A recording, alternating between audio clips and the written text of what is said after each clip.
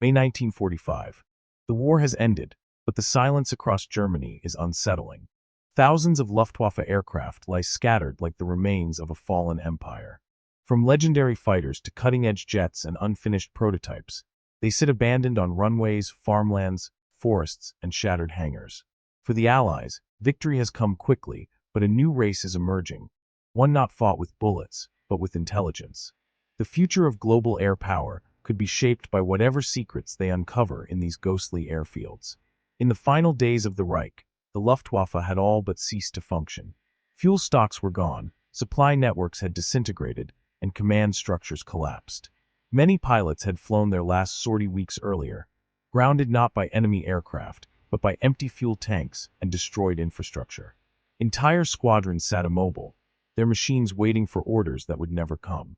When Germany officially surrendered on May 8, 1945, thousands of aircraft were left right where they stood, silent, intact, and strangely untouched.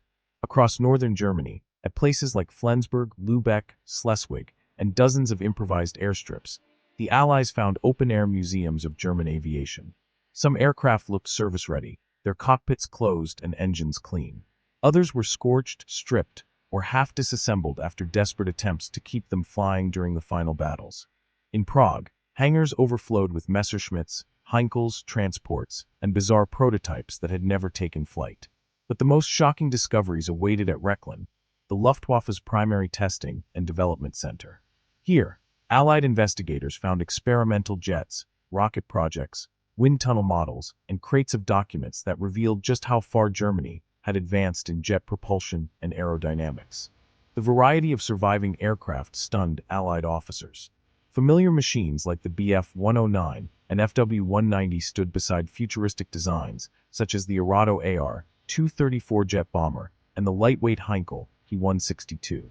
There were remains of the forward-swept wing Junkers Ju-287, along with dozens of experimental concepts and prototypes that suggested Germany had been pushing aeronautical boundaries far faster than its enemies realized.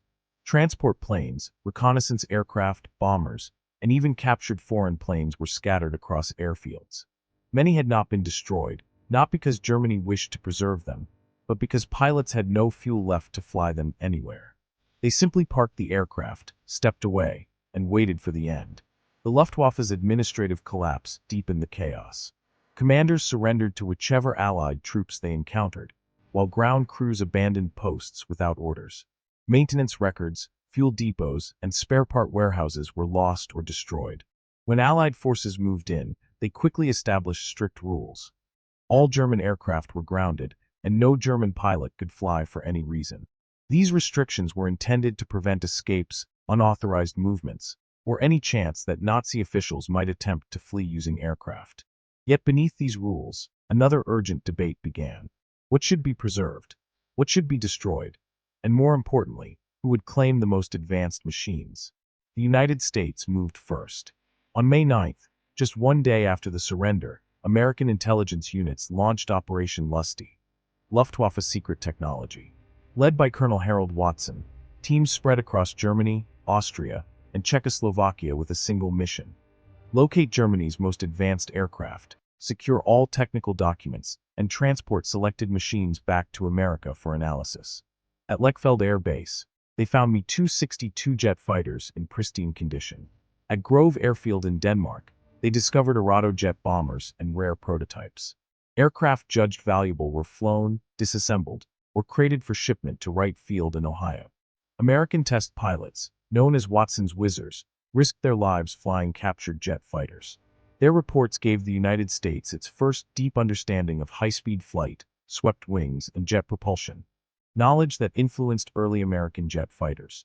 Britain launched its own operation, known as Operation Surgeon. The British were fascinated not only by the aircraft, but also by the minds behind them. Teams entered airfields at Fassberg, Schleswig, Husum, and Rechlin, questioning engineers, designers, and technicians. Many German specialists were quietly transferred to British facilities, where they contributed to early post-war aviation research. At RAF Farnborough, British pilots test flew captured jets, learning how the Me-262 handled at high speeds and evaluating the strengths and weaknesses of the He 162. Their findings shaped the development of British jets like the Gloucester Meteor and the de Havilland Vampire. Meanwhile, the Soviet Union conducted its own aggressive campaign. Soviet trophy brigades swept through Saxony, Silesia, Thuringia, and parts of Czechoslovakia, capturing factories, airfields, and assembly lines. Major production centers, including the Avia works in Prague and the Bf 109 lines in Moravia, were seized. The Soviets shipped aircraft east by rail, often along with the very engineers who had worked on them. At research bases near Moscow and Leningrad, Soviet pilots examined captured Mi-262s, AR-234s, and German jet engines like the BMW-003 and Jumo-004. Their findings influenced the earliest Soviet jets, including the MiG-9 and eventually the MiG-15. Competition between the Allies intensified. Even though the war had ended, the race for technology created early tensions that foreshadowed the Cold War. Arguments broke out over who had the right to claim rare prototypes, especially in regions where American and Soviet forces arrived within days of each other. In some cases, aircraft were moved, hidden, or stripped before rival forces appeared. The Allied Control Council attempted to coordinate efforts, but each power prioritized its own strategic interests. Amidst this technological scramble, German personnel played an unexpectedly important role. Former pilots, mechanics, and engineers, sometimes willingly, sometimes under supervision, provided explanations that made it possible for Allied teams to operate the advanced systems they had captured. Without German experts, many of the complex jet engines, such as the fragile Jumo-004, would have been nearly impossible to maintain or test. The Allies photographed, cataloged, and copied everything they could: blueprints, flight logs, test reports, aerodynamic data, and prototype sketches. Only after gathering all possible information did they decide which machines would be preserved for research and which would be destroyed to prevent any future military use. By late 1946, the vast recovery efforts were complete. Dozens of Luftwaffe aircraft had been shipped to the United States, Britain, and the Soviet Union, where they shaped the early years of jet development. The secret race for knowledge had ended, but its influence would echo across the next generation of aviation history. By late 1945, the Allies had made their decision. Germany would not be allowed to keep a single military aircraft. The most valuable examples had already been shipped abroad to the United States, Britain, and the Soviet Union for testing and research. Everything else, from fighters and bombers to trainers, transports, and prototypes, was marked for destruction. Airfields that once roared with Luftwaffe operations were transformed into enormous scrapyards stretching across Europe. Between 1945 and 1948, countless aircraft were stripped, crushed, and melted down, erasing the remains of what had once been one of the most powerful air forces in the world. Allied orders were clear and uncompromising. Every German aircraft had to be eliminated unless specifically chosen for research. Bases such as Flensburg, Lübeck-Blankensee, Grove, and Tarnwitz became major disposal centers where Allied teams worked tirelessly. Mechanics removed instruments, drained fuel tanks, cut apart fuselages, and fed the remains into smelters. The metal recovered from these aircraft, aluminum, steel, copper, was desperately needed by Europe's recovering industries. The war had left cities ruined and economies shattered, and the raw material from Luftwaffe wreckage became part of rebuilding railways, bridges, tools, and civilian goods. At Grove, long rows of fighters were lined up beyond the runways, slowly dismantled by crews who understood that almost none of them would ever fly again. In northern Germany, British units oversaw the destruction of bombers that had survived years of air combat and Allied bombing raids, only to be cut apart in peacetime. Even advanced jets, including late-war designs that had shocked Allied engineers, were broken down unless they had already been claimed by scientific teams. Some aircraft met an even more dramatic end. They were pushed into pits, set on fire, or loaded onto barges and taken out into the Baltic Sea, where they were quietly sunk. Many of these submerged aircraft still rest on the seafloor, discovered occasionally by divers who come across corroded fragments of history. Even civilian and dual-use aircraft were not spared without review. The Junkers Ju-52, which had long served both military and commercial roles, was examined carefully. A few were allowed to operate limited transport services under Allied supervision, but many more were scrapped in accordance with strict demilitarization policy. In Czechoslovakia, captured aircraft were briefly pressed into service under new national markings, yet most were retired and dismantled within a few years. France used several German types for training and testing, but as spare parts ran out and maintenance became impossible, these too were phased out and destroyed.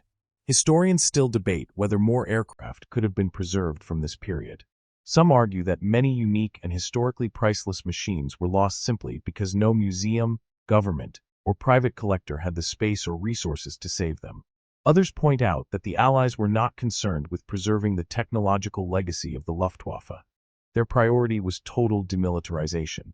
Germany had unleashed destruction across Europe, and the post-war Allied leadership believed that eliminating its military capabilities was more important than historical preservation. The small number of surviving Luftwaffe aircraft that exist in museums today is a direct result of this ruthless but deliberate policy. Economic pressure played a surprisingly large role in the destruction process. Europe was suffering from metal shortages, and recycling Luftwaffe airframes was a practical solution. Aluminum from aircraft skins was turned into household goods, machinery, and industrial parts. Steel frames became construction material. For many workers in post-war Germany, dismantling aircraft provided steady employment at a time when jobs were scarce and uncertainty was widespread. Every aircraft scrapped meant income, food, and stability for families trying to rebuild their lives. By 1948, the vast majority of Luftwaffe aircraft had disappeared. Airfields once filled with fighter squadrons and bomber groups were cleared, plowed under, or repurposed. Some became training grounds for Allied occupation forces.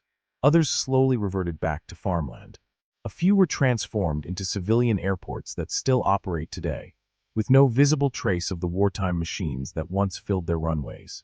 Yet even as most German aircraft vanished forever, a smaller number found unexpected second lives under foreign flags. Starting in 1946, several countries continued to operate German-designed planes. These fleets were often built from leftover parts, unfinished airframes, or aircraft captured at the end of the war. Though their service periods were usually short, they played an important role in early post-war aviation and shaped military development in countries still rebuilding their forces. Czechoslovakia became one of the first nations to repurpose German aircraft. Factories in Prague, Kunovice, and Letnany contained partially assembled fighters and stockpiles of components. Engineers completed these airframes, using Bf 109 parts to produce the Avia S-199.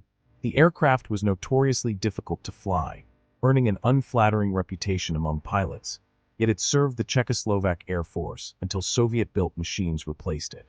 The S-199 later became famous for another reason.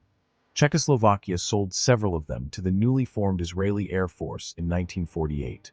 These German-designed fighters, built from leftover Luftwaffe parts, became Israel's first combat aircraft during the nation's War of Independence. Spain also continued the legacy of German fighters. Using rights granted in earlier agreements, Spanish factories built their own version of the Bf 109, known as the Hispano Aviation HA-1112. Equipped with Spanish engines and modified features, these aircraft served into the mid-1950s. Ironically, they became globally recognizable decades later when filmmakers used them to portray German fighters in classic war movies like The Battle of Britain.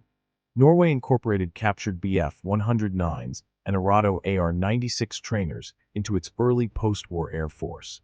Though they served only briefly before parts shortages grounded them, several airframes survived long enough to be restored by aviation enthusiasts in later decades. Civil aviation also benefited indirectly from surviving German designs. The Junkers Ju-52 became a popular post-war transport aircraft. In France, the Amiot factories produced a variant called the Toucan, which was flown in colonial territories and used for passenger transport. Even Lufthansa briefly operated Ju-52s in the early 1950s, before moving on to modern aircraft. When West Germany established its new air force, the Bundesluftwaffe, in 1956, no wartime German aircraft were considered for operational use. The new nation relied entirely on Allied-built designs such as the F-84 Thunderstreak, the Canadair Sabre, and later the F-104 Starfighter.